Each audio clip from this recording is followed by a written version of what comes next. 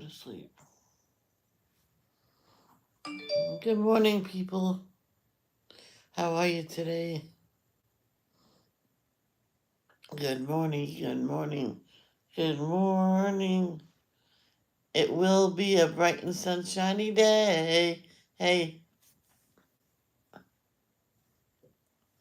it worked with my what I said. You have to cough up when your chest congestion. You have to cough it up, make yourself sneeze, and you sneeze. You know, when I have bronchitis bad. I used to make myself sneeze, and it used to work. But this time I uh I coughed it all out and drank hot coffee. I didn't spit it out. I coughed it up and I drank coffee and it all dissolved. And I took my medicine last night, my allergy medicine. I just took a couple. Ew. I took extra and some ibuprofen as well.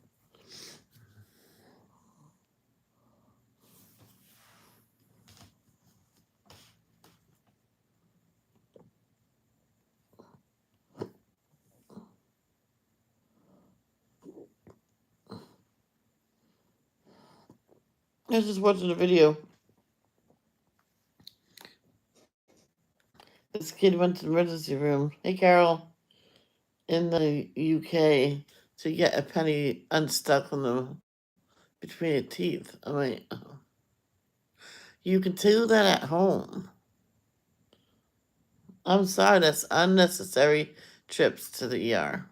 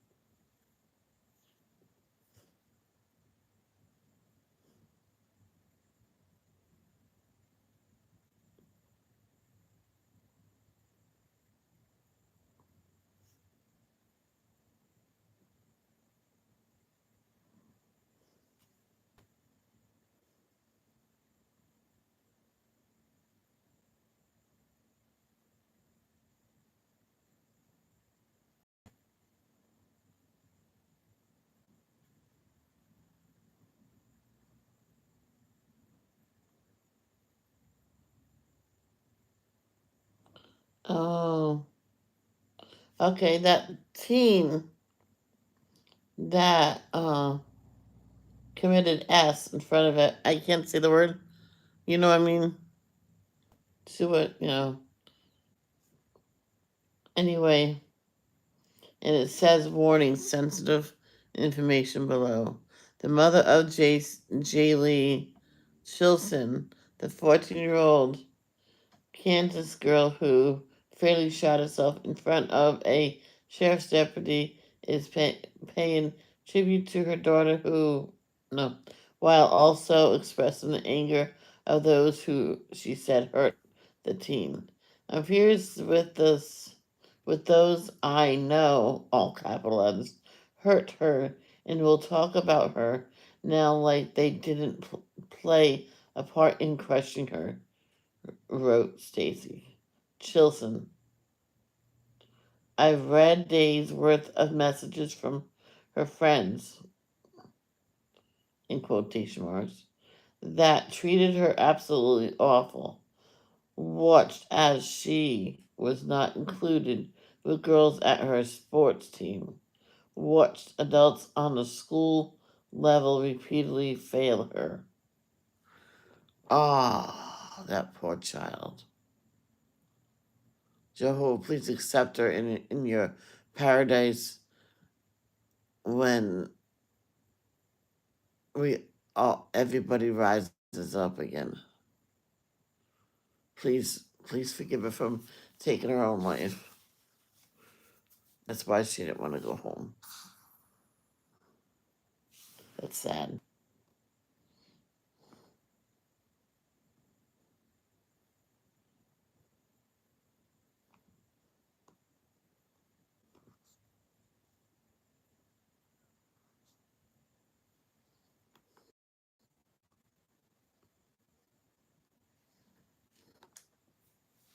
Okay.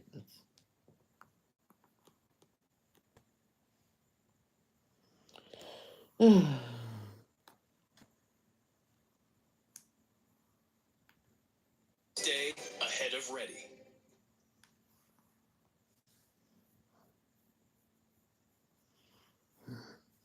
It's just sad, but that's the only way out. I would have said, okay, you don't have to go home. Just come with us. And, they'll go to the hospital. Then, they'll figure out something. But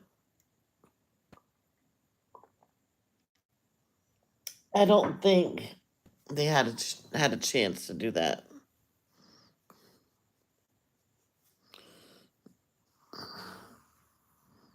Oh, heck. That's okay. This headache will go away. It's like waking up headache. At least I'm not congested. Okay. Our Father, which art in heaven, hallowed be thy name. Thy kingdom come, thy will be done, as it is in your heaven. Give us this day our daily bread, and forgive us our trespasses, as we forgive them that trespass against us. And lead us not into temptation, but deliver us from evil. For thine is the kingdom, the power, and the glory, forever and ever. Amen. Jehovah, please look after the people that's having mental issues and take away the thought in the head of them thinking if they were dead and gone, troubles will be, or their troubles will be gone. Please take that away from them and give them mental and physical strength to get through whatever they got going through. And give Jaylee's family mental and physical strength to get through what they're going through right now. And also please help Danielle Corbin, who I don't know where she is. Help Mike Corbin. I don't know what's wrong with them. If they're actually alive and well, I don't know. I simply don't know. But please help them get. They don't even have to tell me. Just get them to contact somebody, and then they can tell me. And continue to help Cindy Lee, Celine Dion, Toby Keith, Shannon Doherty, and Tate, who have life-threatening illnesses. Please cure them so they can live for the rest of their lives. No illnesses in them. And keep my family safe and continue to help Sabrina. Once again, Tate, Miss Diane and daughters. Arnie, he needs help. Jehovah, please send help to Arnie enough to do what he has to do so he can get on with his life. Vicky and her family, Carol and her mom and family, and everybody that's watching this and their families. Oh, Tiffany's hand, can you make it all better? In the name of Jesus, amen.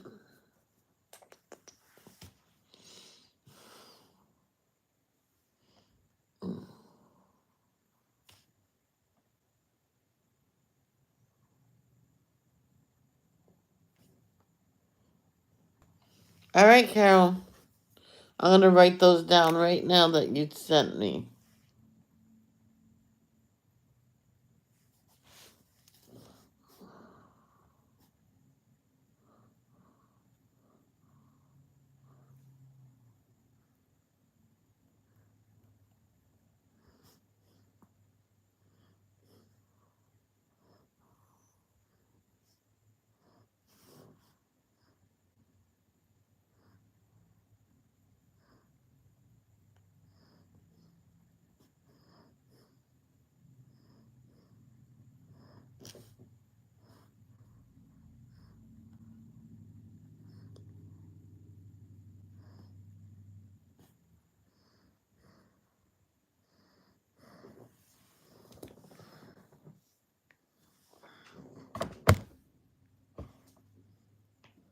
It's okay, I'm sorry.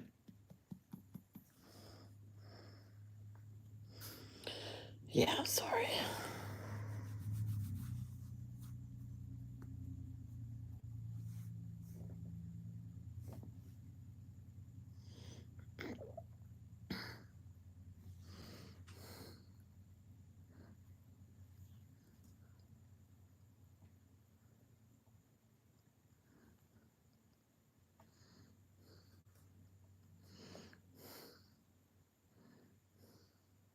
Okay.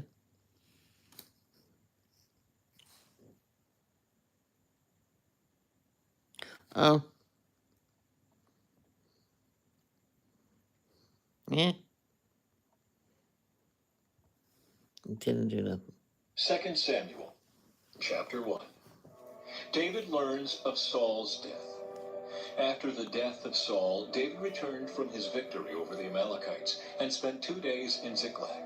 On the third day, a man arrived from Saul's army camp. He had torn his clothes and put dirt on his head to show that he was in mourning. He fell to the ground before David in deep respect. "Where have you come from?" David asked. "I escaped from the Israelite camp," the man replied. "What happened?" David demanded. "Tell me how the battle went." The man replied, "Our entire army fled from the battle. Many of the men are dead, and Saul and his son Jonathan are also dead." "How do you know Saul and Jonathan are dead?" David demanded of the young man. The man answered, "I happened to be on Mount Gilboa, and there was Saul leaning on his spear with the enemy chariots and charioteers closing in on him. When he turned and saw me, he cried out for me to come to him. 'How can I help?' I asked him. He responded, 'Who are you?' 'I am an Amalekite,' I told him. Then he begged me, 'Come over here and put me out of my misery, for I am in terrible pain and want to die.' So I killed him," the Amalekite told David, "for I knew he couldn't live. Then I took his crown and his armband, and I have brought them here to you, my lord." David and his men tore their clothes in sorrow when they heard the news. They mourned and wept and fasted all day for Saul and his son Jonathan, and for the Lord's army and the nation of Israel, because they had died by the sword that day. Then David said to the young man who had brought the news, "Where are you from?" And he replied, "I am a foreigner, an Amalekite who lives in your land." "Why were you not afraid to kill the Lord's anointed one?" David asked. Then David said to one of his men, "Kill him." So the man thrust his sword into the Amalekite and killed him. "You have condemned yourself," David said, "for you yourself confessed that you killed the Lord's anointed one." David's song for Saul and Jonathan. Then David composed a funeral song for Saul and Jonathan, and he commanded that it be taught to the people of Judah. It is known as the Song of the Bow, and it is recorded in the book of Jasher. "Your pride and joy, O Israel, lies dead on the hills. Oh, how the mighty heroes have fallen. Don't announce the news in Gath. Wait a minute, wait a minute. What's the book of Jasher? If anybody knows, leave a comment below. Don't proclaim it in the streets of Ashkelon, or the daughters of the Philistines will rejoice and the pagans will laugh in triumph.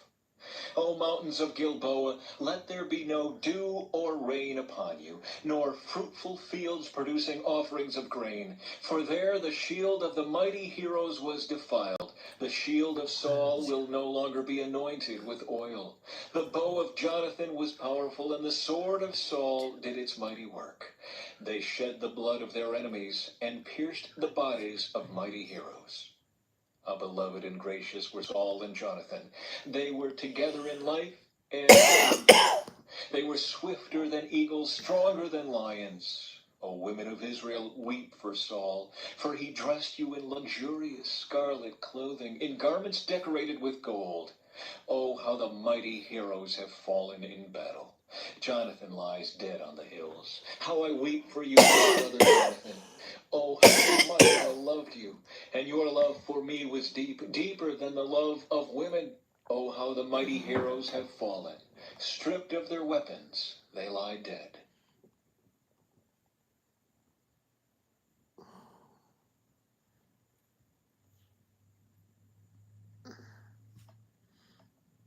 Let's stop 1 second. See how it's all white? You gotta wait until it's all color. Well, around the letters.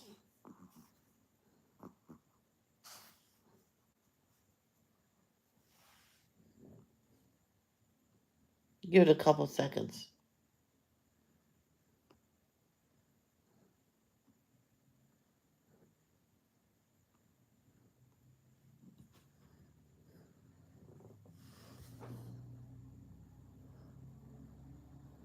Yeah, it won't play.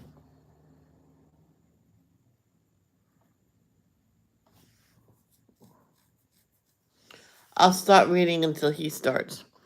After this, David asked the Lord, "Should I move back to one of the towns of Judah?" "Yes," the Lord replied. Then David asked, "Which town should I go to?"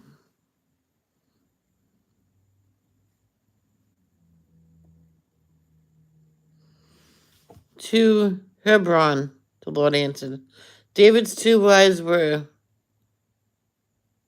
that this is why I don't read this, because the words are hard.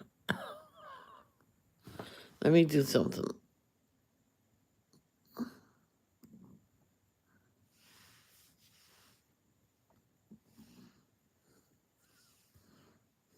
There we go. Chapter 2. There we David go. anointed king of Judah. After this, David asked the Lord, "Should I move back to one of the towns of Judah?" "Yes," the Lord replied. Then David asked, "Which town should I go to?" "To Hebron," the Lord answered. David's two wives were Ahinoam from Jezreel and Abigail, the widow of Nabal from Carmel. So David and his wives and his men and their families all moved to Judah, and they settled in the villages near Hebron. Then the men of Judah came to David and crowned him king over the people of Judah. When David heard that the men of Jabesh Gilead had buried Saul, he sent them this message: "May the Lord bless you for being so loyal to your master Saul and giving him a decent burial. May the Lord be loyal to you in return and reward you with his unfailing love. And I, too, will reward you for what you have done. Now that Saul is dead, I ask you to be my strong and loyal subjects like the people of Judah, who have anointed me as their new king." Ishbosheth crowned king of Israel. But Abner, son of Ner, the commander of Saul's army, had already gone to Mahanaim with Saul's son Ishbosheth. There he proclaimed Ishbosheth king over Gilead, Jezreel, Ephraim, Benjamin, the land of the Asherites, and all the rest of Israel. Ishbosheth, Saul's son, was 40 years old when he became king, and he ruled from Mahanaim for 2 years. Meanwhile, the people of Judah remained loyal to David. David made Hebron his capital, and he ruled as king of Judah for 7.5 years. War between Israel and Judah. One day Abner led Ishbosheth's troops from Mahanaim to Gibeon. About the same time, Joab, son of Zeruiah, led David's troops out and met them at the pool of Gibeon. The two groups sat down there facing each other from opposite sides of the pool. Then Abner suggested to Joab, "Let's have a few of our warriors fight hand to hand here in front of us." "All right," Joab agreed. So 12 men were chosen to fight from each side. 12 men of Benjamin representing Ishbosheth, son of Saul, and 12 representing David. Each one grabbed his opponent by the hair and thrust his sword into the other's side so that all of them died. So this place at Gibeon has been known ever since as the Field of Swords. A fierce battle followed that day, and Abner and the men of Israel were defeated by the forces of David. The death of Asahel. Joab, Abishai, and Asahel, the 3 sons of Zeruiah, were among David's forces that day. Asahel could run like a gazelle, and he began chasing Abner. He pursued him relentlessly, not stopping for anything. When Abner looked back and saw him coming, he called out, "Is that you, Asahel?" "Yes, it is," he replied. "Go fight someone else," Abner warned. "Take on one of the younger men and strip him of his weapons." But Asahel kept right on chasing Abner. Again Abner shouted to him, "Get away from here! I don't want to kill you! How could I ever face your brother Joab again?" But Asahel refused to turn back. So Abner thrust the butt end of his spear through Asahel's stomach, and the spear came out through his back. He stumbled to the ground and died there. And everyone who came by that spot stopped and stood still when they saw Asahel lying there. When Joab and Abishai found out what had happened, they set out after Abner. The sun was just going down as they arrived at the hill of Ammah near Giah, along the road to the wilderness of Gibeon. Abner's troops from the tribe of Benjamin regrouped there at the top of the hill to take a stand. Abner shouted down to Joab, "Must we always be killing each other? Don't you realize that bitterness is the only result? When will you call off your men from chasing their Israelite brothers?" Then Joab said, "God only knows what would have happened if you hadn't spoken, for we would have chased you all night if necessary." So Joab blew the ram's horn, and his men stopped chasing the troops of Israel. All that night, Abner and his men retreated through the Jordan Valley. They crossed the Jordan River, traveling all through the morning, and didn't stop until they arrived at Mahanaim. Meanwhile, Joab and his men also returned home. When Joab counted his casualties, he discovered that only 19 men were missing, in addition to Asahel. But 360 of Abner's men had been killed, all from the tribe of Benjamin. Joab and his men took Asahel's body to Bethlehem and buried him there in his father's tomb. Then they traveled all night and reached Hebron at daybreak.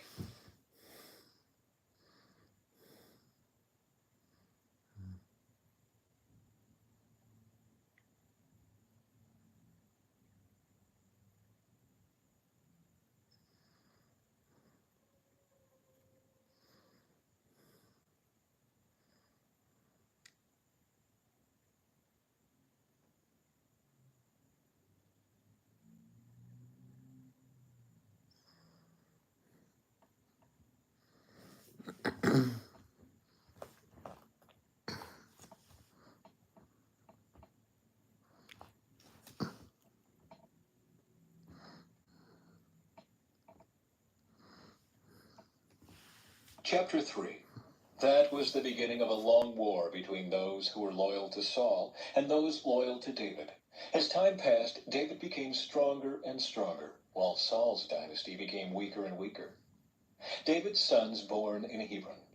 These are the sons who were born to David in Hebron. The oldest was Amnon, whose mother was Ahinoam from Jezreel. The second was Daniel, whose mother was Abigail, the widow of Nabal from Carmel.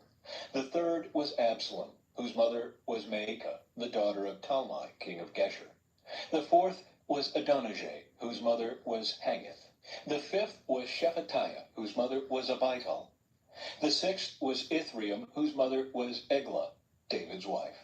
These sons were all born to David in Hebron. Abner joins forces with David. As the war between the house of Saul and the house of David went on, Abner became a powerful leader among those loyal to Saul. One day, Ishbosheth, Saul's son, accused Abner of sleeping with one of his father's concubines, a woman named Rizpah, daughter of Aiah. Abner was furious. "Am I some Judean dog to be kicked around?" he shouted. "After all I have done for your father Saul and his family and friends by not handing you over to David, is this my reward, that you find fault with me about this woman? May God strike me and even kill me if I don't do everything I can to help David get what the Lord has promised him. I'm going to take Saul's kingdom and give it to David. I will establish the throne of David over Israel as well as Judah, all the way from Dan in the north to Beersheba in the south." Ishbosheth didn't dare say another word because he was afraid of what Abner might do. Then Abner sent messengers to David saying, "Doesn't the entire land belong to you? Make a solemn pact with me, and I will help turn over all of Israel to you." "All right," David replied. "I will not negotiate with you unless you bring back my wife Michal, Saul's daughter, when you come." David then sent this message to Ishbosheth, Saul's son. "Give me back my wife Michal, for I bought her with the lives of 100 Philistines." So Ishbosheth took Michal away from her husband Palti, son of Laish. Palti followed along behind her as far as Bahurim, weeping as he went. Then Abner told him, "Go back home." So Palti returned. Meanwhile, Abner had consulted with the elders of Israel. "For some time now," he told them, "you have wanted to make David your king. Now is the time. For the Lord has said, I have chosen David to save my people Israel from the hands of the Philistines and from all their other enemies." Abner also spoke with the men of Benjamin. Then he went to Hebron to tell David that all the people of Israel and Benjamin had agreed to support him. When Abner and 20 of his men came to Hebron, David entertained them with a great feast. Then Abner said to David, "Let me go and call an assembly of all Israel to support my lord the king. They will make a covenant with you to make you their king, and you will rule over everything your heart desires." So David sent Abner safely on his way. Joab murders Abner. But just after David had sent Abner away in safety, Joab and some of David's troops returned from a raid, bringing much plunder with them. When Joab arrived, he was told that Abner had just been there visiting the king and had been sent away in safety. Joab rushed to the king and demanded, "What have you done? What do you mean by letting Abner get away? You know perfectly well that he came to spy on you and find out everything you're doing." Joab then left David and sent messengers to catch up with Abner, asking him to return. They found him at the well of Sirah and brought him back, though David knew nothing about it. When Abner arrived back at Hebron, Joab took him aside at the gateway as if to speak with him privately. But then he stabbed Abner in the stomach and killed him in revenge for killing his brother Asahel. When David heard about it, he declared, "I vow by the Lord that I and my kingdom are forever innocent of this crime against Abner, son of Ner. Joab and his family are the guilty ones. May the family of Joab be cursed in every generation with a man who has open sores or leprosy, or who walks on crutches, or dies by the sword, or begs for food." So Joab and his brother Abishai killed Abner because Abner had killed their brother Asahel at the battle of Gibeon. David mourns Abner's death.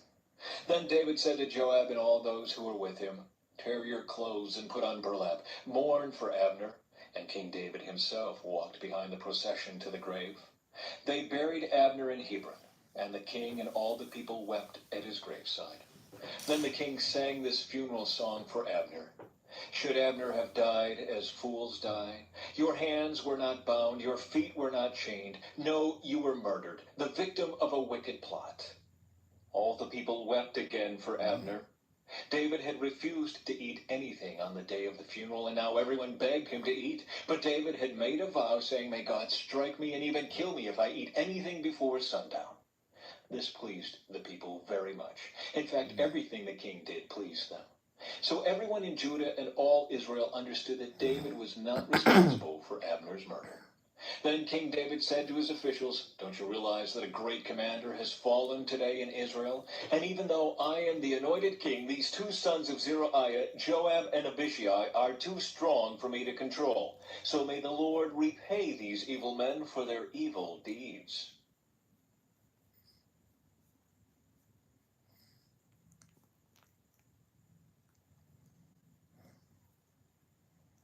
Come on, is it gonna do this during this whole thing? Chapter 4. There we go. The murder of Ishbosheth. When Ishbosheth, Saul's son, heard about Abner's death at Hebron, he lost all courage, and all Israel became paralyzed with fear. Now there were two brothers, Baanah and Rechab, who were captains of Ishbosheth's raiding parties. They were sons of Rimmon, a member of the tribe of Benjamin who lived in Beeroth. The town of Beeroth is now part of Benjamin's territory because the original people of Beeroth fled to Gittaim, where they still live as foreigners. Saul's son Jonathan had a son named Mephibosheth, who was crippled as a child. He was 5 years old when the report came from Jezreel that Saul and Jonathan had been killed in battle. When the child's nurse heard the news, she picked him up and fled. But as she hurried away, she dropped him, and he became crippled. One day, Rechab and Baanah, the sons of Rimmon from Beeroth, went to Ishbosheth's house around noon as he was taking his midday rest. The doorkeeper, who had been sifting wheat, became drowsy and fell asleep. So Rechab and Baanah slipped past her. They went into the house and found Ishbosheth sleeping on his bed. They struck and killed him and cut off his head. Then, taking his head with them, they fled across the Jordan Valley through the night. When they arrived at Hebron, they presented Ishbosheth's head to David. "Look," they exclaimed to the king, "here is the head of Ishbosheth, the son of your enemy Saul, who tried to kill you. Today the Lord has given my lord the king revenge on Saul and his entire family." But David said to Rechab and Baanah, "The Lord who saves me from all my enemies is my witness. Someone once told me Saul is dead, thinking he was bringing me good news, but I seized him and killed him at Ziklag. That's the reward I gave him for his news. How much more should I reward evil men who have killed an innocent man in his own house and on his own bed? Shouldn't I hold you responsible for his blood and rid the earth of you? So David ordered his young men to kill them, and they did. They cut off their hands and feet and hung their bodies beside the pool in Hebron. Then they took Ishbosheth's head and buried it in Abner's tomb in Hebron.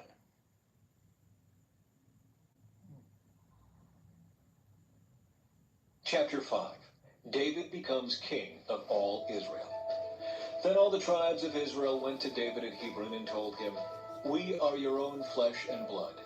In the past, when Saul was our king, you were the one who really led the forces of Israel. And the Lord told you, 'You will be the shepherd of my people Israel. You will be Israel's leader.'"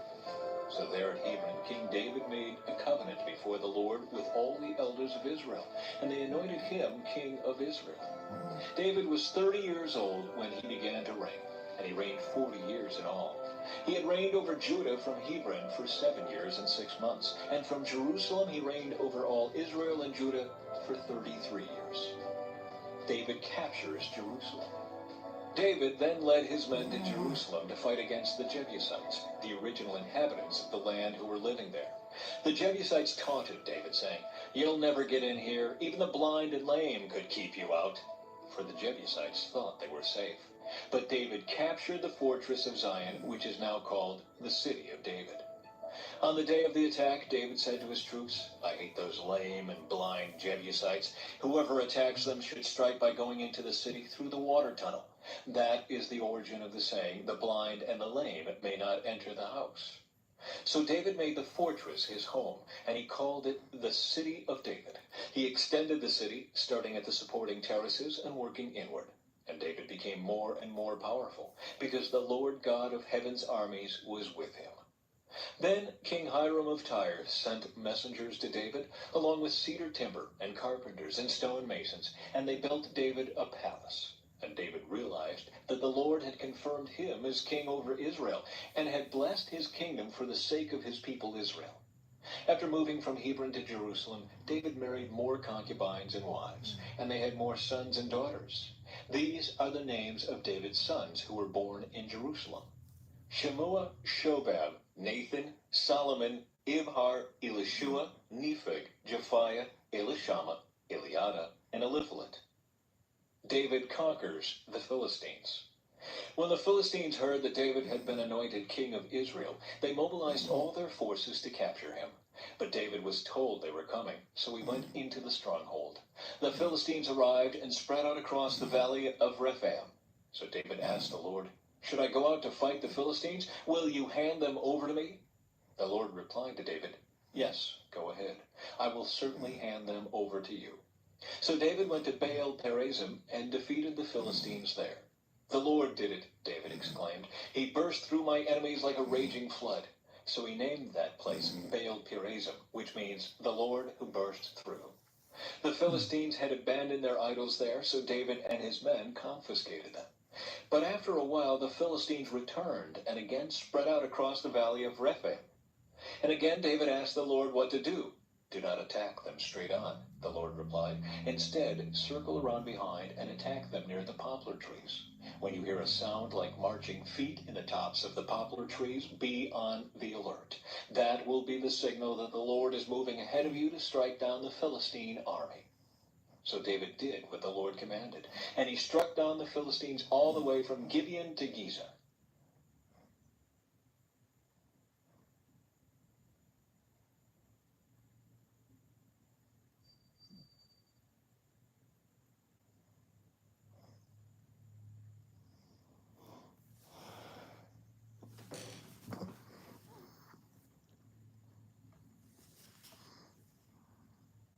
What is up with this today? It's number 6.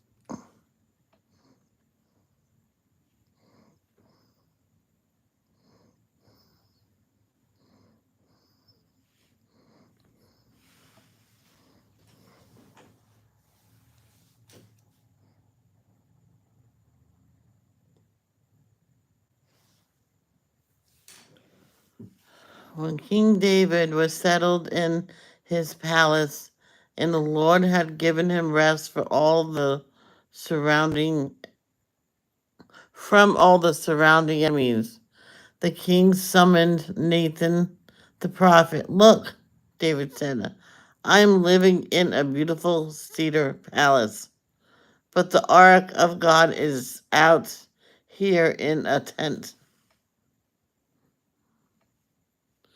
Nathan replied to the king, Go ahead, do whatever you have in mind, for the Lord is with you. But that same night the Lord said to Nathan, Go. Chapter 7. The Lord's covenant promise to David. Okay.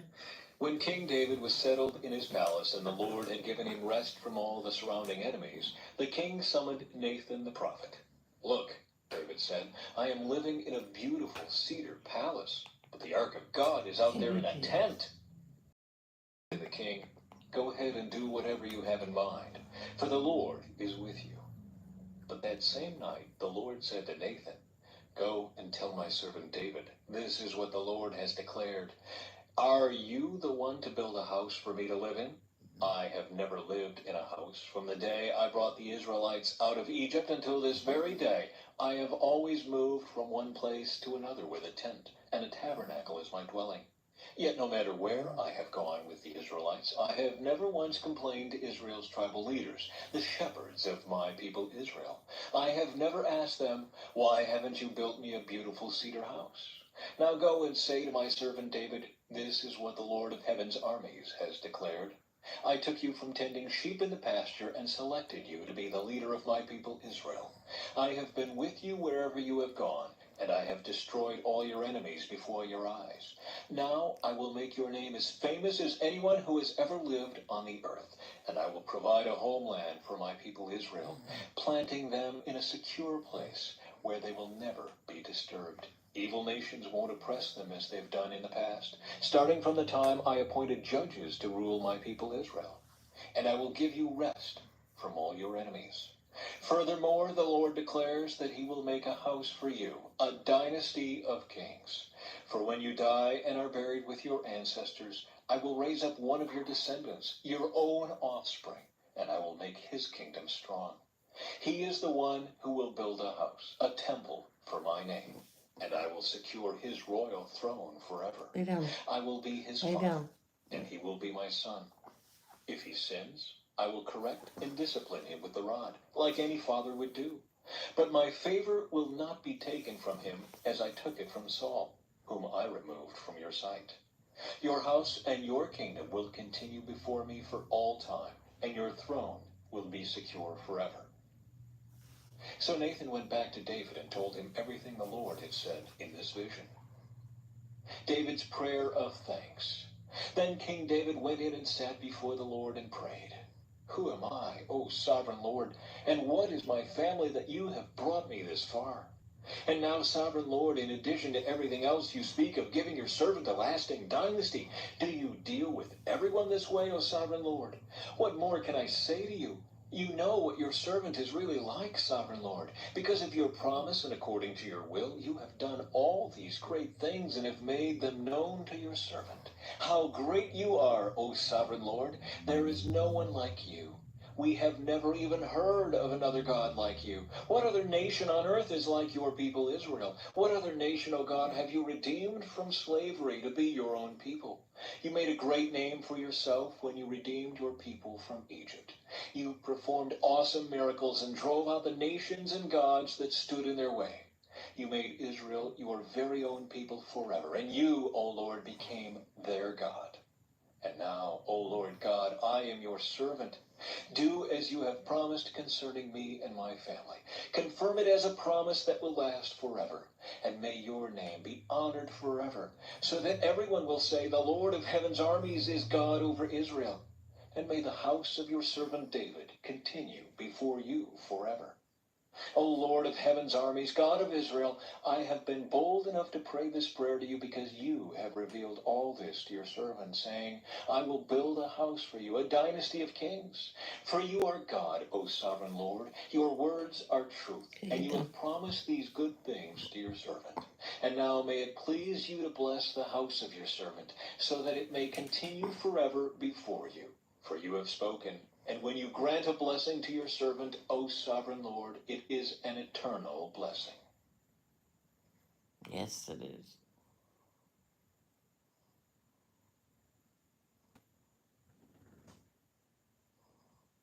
Chapter 8. David's Hey, you played military right away. victories. After this, David defeated and subdued the Philistines by conquering Gath, their largest town. David also conquered the land of Moab.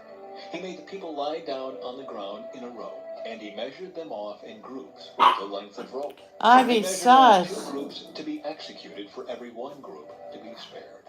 The Moabites who were spared became David's subjects and paid him tribute money. David also destroyed the forces of Hadadezer, son of Rehob, king of Zobah, when Hadadezer marched out to strengthen his control along the Euphrates River. David captured 1,700 charioteers and 20,000 foot soldiers. He crippled all the chariot horses except enough for 100 chariots. When Arameans from Damascus arrived to help King Hadadezer, David killed 22,000 of them. Then he placed several army garrisons in Damascus, the Aramean capital, and the Arameans became David's subjects and paid him tribute money. So the Lord made David victorious wherever he went.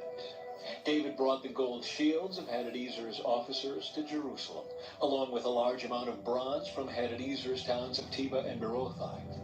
When King Toi of Hamath heard that David had destroyed the entire army of Hadadezer, he sent his son Joram to congratulate King David for his successful campaign. Hadadezer and Toi had been enemies and were often at war. Joram presented David with many gifts of silver, gold, and bronze.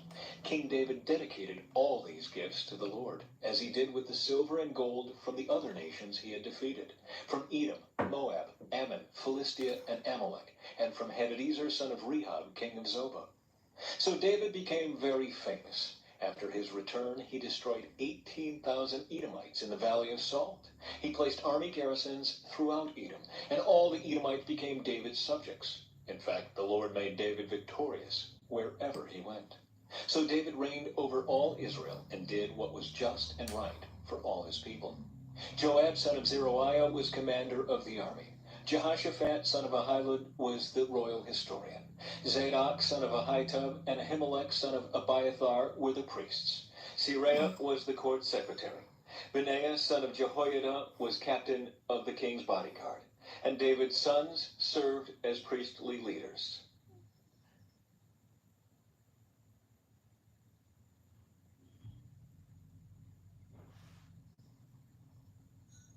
Chapter 9.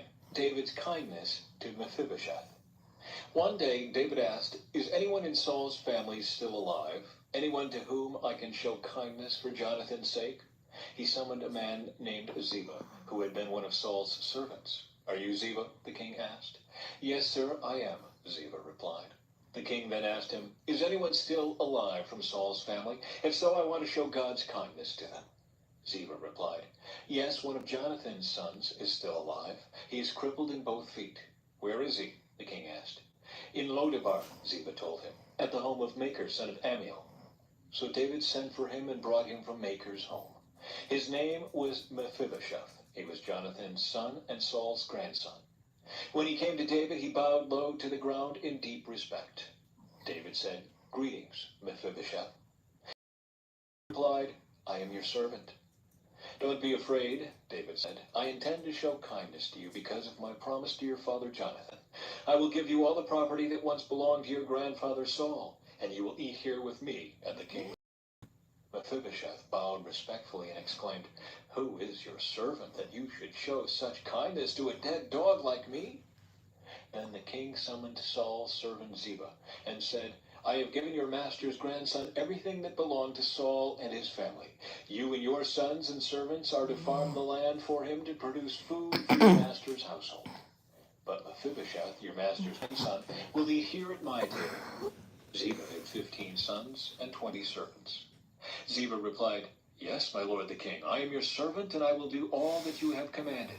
And from that time on, Mephibosheth ate regularly at David's table, like one of the king's own sons. Mephibosheth had a young son named Micah. From then on, all the members of Ziba's household were Mephibosheth's servants. And Mephibosheth, who was crippled in both feet, lived in Jerusalem and ate regularly at the king's table.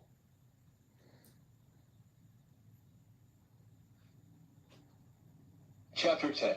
David defeats the Ammonites. Sometime after this, King Nahash of the Ammonites died, and his son Hanun. This is the last one. David said, I am going to show loyalty to Hanun just as father Nahash was always loyal to me. So David sent ambassadors to express sympathy to Hanun about his father's death. But when David's ambassadors arrived in the land of Ammon, the Ammonite commanders said to Hanun, their master, do you really think these men are coming here to honor your father? No, David has sent them to spy out the cities so they can come in and conquer it.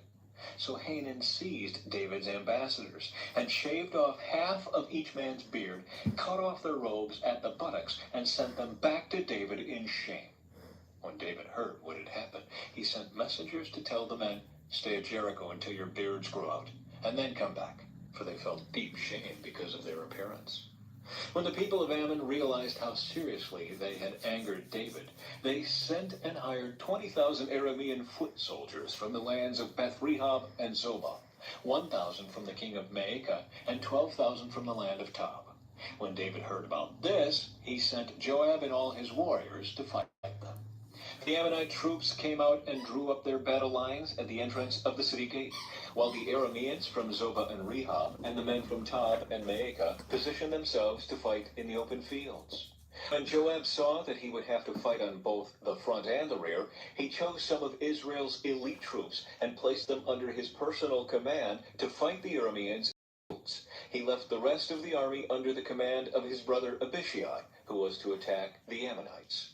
If the Arameans are too strong for me, then come over and help me, Joab told his brother. And if the Ammonites are too strong for you, I will come and help you. Be courageous. Let us fight bravely for our people and the cities of our God. May the Lord's will be done.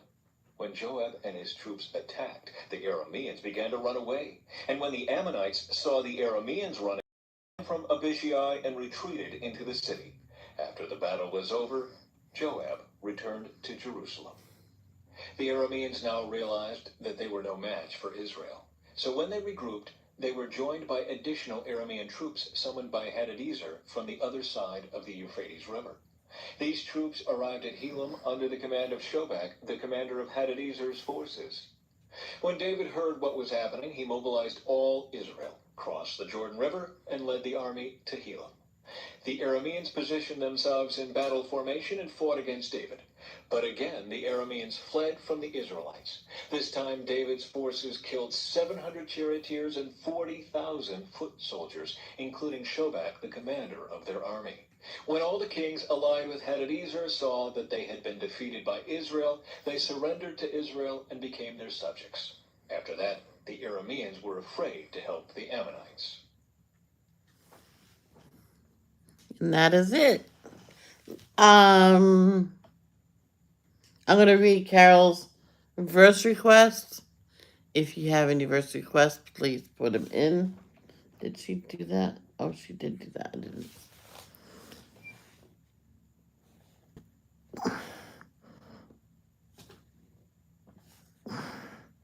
2 Kings chapter 5 verse 1. The king of Aram, well,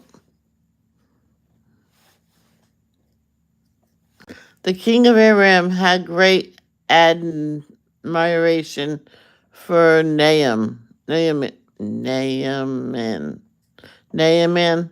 the commander of his army, because through him the Lord had given Aram great victories.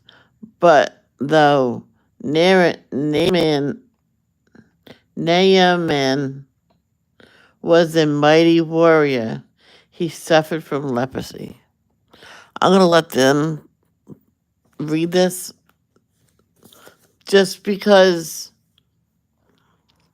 the pronunciation of the names. I want you guys to hear it with the correct reading. Chapter 5. The Healing of Naaman. The king of Aram had great admiration for Aram. Naaman, the commander of his army, because through him the Lord had given Aram great victories. But though Naaman was a mighty warrior, he suffered from leprosy. At this time... Okay, I said it right. It's weird. I actually said something right. Next is Luke.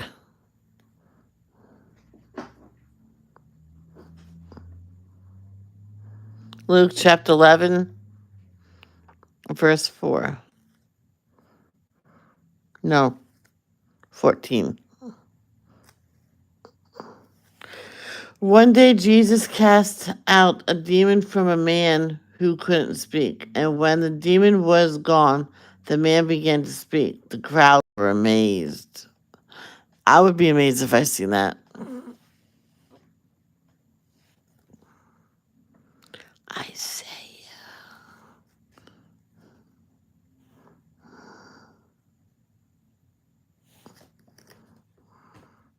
Chapter 55, verse 6.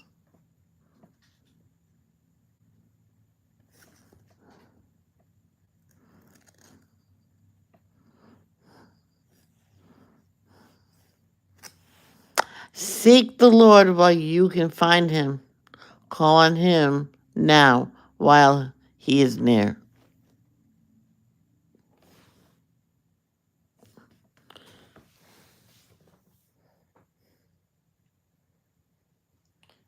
This is and that is it for now.